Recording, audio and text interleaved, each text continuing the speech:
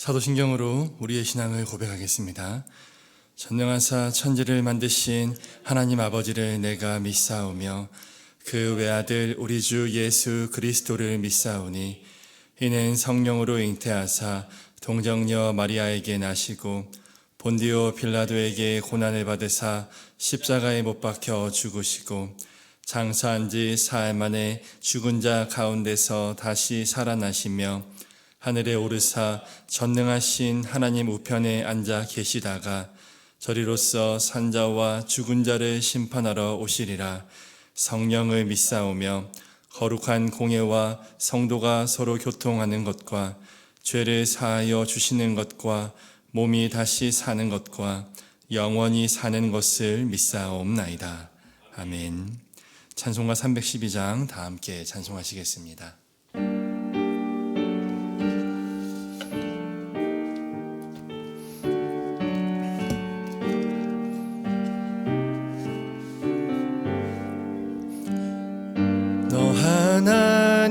하나님께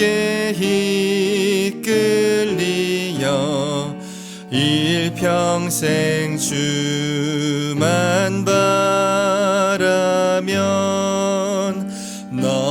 어려울 때 힘 주시고 언제나 지켜주시리. 주 크신 사랑 믿는 자 그 반석 위에 서리라. 더 설레는 맘 가다듬고 희망 중 기다리면서 그 은혜로 신 주의 뜻과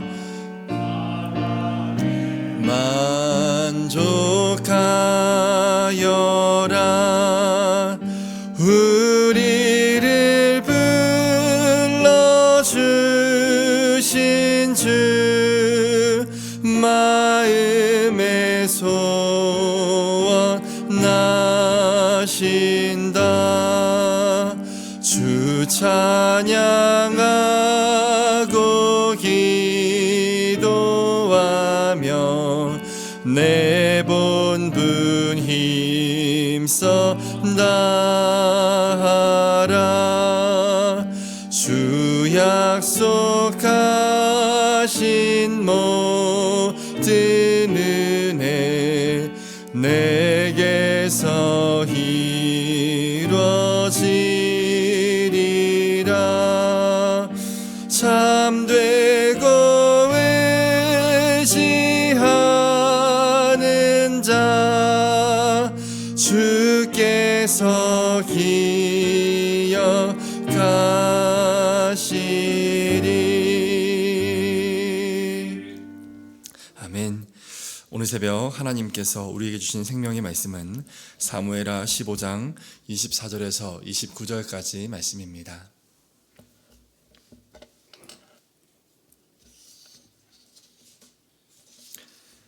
사무엘하 15장 24절에서 29절까지 말씀을 저와 여러분들이 한 절씩 보고 마지막 절은 함께 보겠습니다. 제가 먼저 보겠습니다.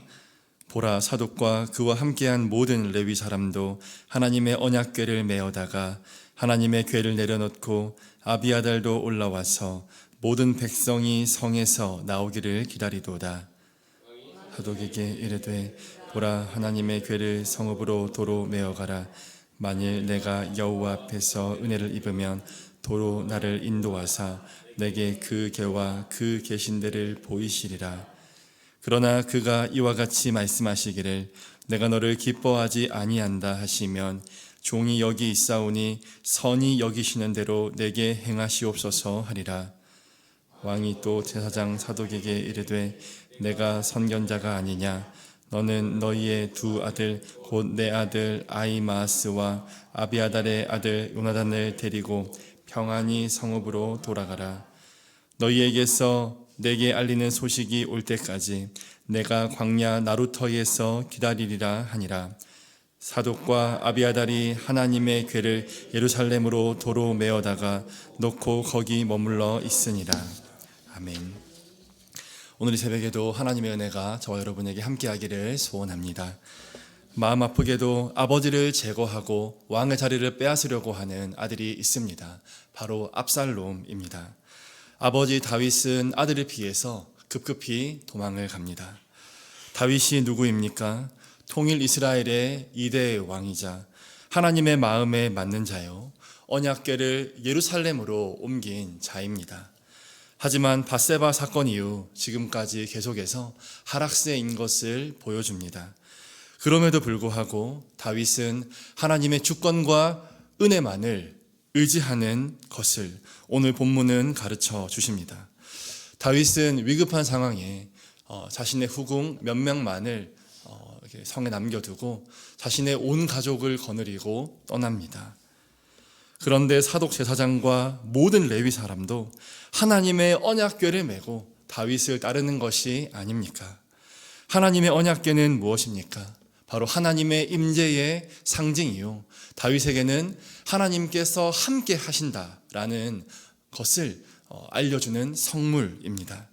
사독 제사장과 레위인들은 다윗을 존경하는 자로서 다윗이 간다면 그곳에 하나님도 함께 하신다라는 그런 마음을 가지고 충성심을 가지고 이 언약궤를 메고 지금 따르는 것입니다. 비록 도망가는 신세이지만 하나님께서 함께 하신다면 얼마나 든든할까요? 어디에 있든지 하나님께서 도우신다면 무서울 게 없을 것입니다. 그러나 다윗의 반응은 예상 밖입니다. 자신을 따라오는 사독 제사장과 레위인들을 보고 말하기를 하나님의 언약궤를 다시 성 안으로 가지고 가라라고 말합니다. 다윗은 왜 하나님의 언약궤를 다시 성 안으로 옮기라, 다시 가지고 가라라고 말하는 것일까요? 몇 가지 이유가 있습니다. 첫 번째, 자신이 떠난다고 해서 하나님의 언약궤가 예루살렘에서부터 떠나는 것은 틀린 일이기 때문입니다. 과거 여호와께서는 자신의 이름이 안식할 처소로 예루살렘을 선택했습니다. 자신이 하나님보다 높지 않은데 어찌 하나님의 뜻을 거스릴 수가 있겠습니까? 그래서 다윗이 떠난다고 해서 언약궤가 떠나는 것은 있을 수가 없는 일이다 라는 사실을 다윗이 알았습니다. 다윗이 언약궤를 다시 성 안으로 옮기라고 한 두 번째 이유는 하나님의 언약궤를 이 복을 가져다주는 부적처럼 다윗이 생각하지 않았기 때문입니다. 언약궤라는 물건이 함께 하는 것이 중요한 것이 아니라 그곳에 임재하시는 하나님께서 나와 함께 하는 것이 중요한 것이다 라는 것을 다윗은 분명히 알고 있었습니다.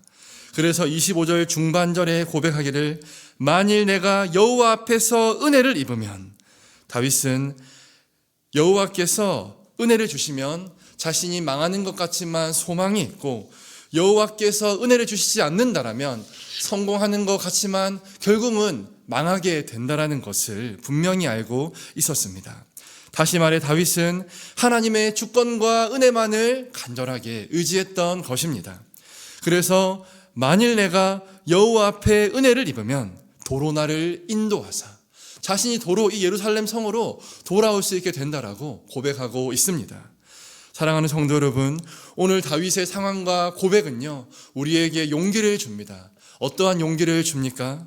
큰 죄를 지었어도, 또한 지금 하락세를 겪고 있다고 할지라도 하나님의 주권과 은혜만을 의지할 수 있다라는 용기입니다. 다윗이 밧세바를 범한 후 계속 하락세임에도 불구하고 지금 다윗 왕이 자기 아들로부터 도망가게 되는 그런 절망적인 신세임에도 불구하고 다윗은 하나님의 주권과 은혜만을 의지하고 있습니다. 저와 여러분도 큰 죄를 지었다라고 할지라도, 또한 그 죄의 대가로 인해서 하락세를 경험하고 있다고 할지라도 오늘 다윗처럼 하나님의 주권과 은혜만을 의지할 수가 있습니다. 그 믿음이 반드시 절망을 희망으로 바꾸어 주실 줄 믿습니다.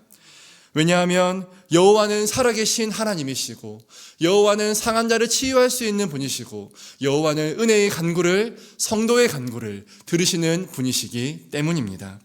저와 여러분이 혹 과거에 큰 죄를 지으셨습니까? 그리고 지금 어떠한 이유에서든 하락세를 경험하고 계십니까? 그래서 두려움이 있고 불안함이 있으시다면 오늘 본문이 주는 용기를 받으시기 바랍니다. 다윗처럼 오늘 저와 여러분이 하나님의 주권과 은혜만을 의지할 수 있기를 간절히 소원합니다.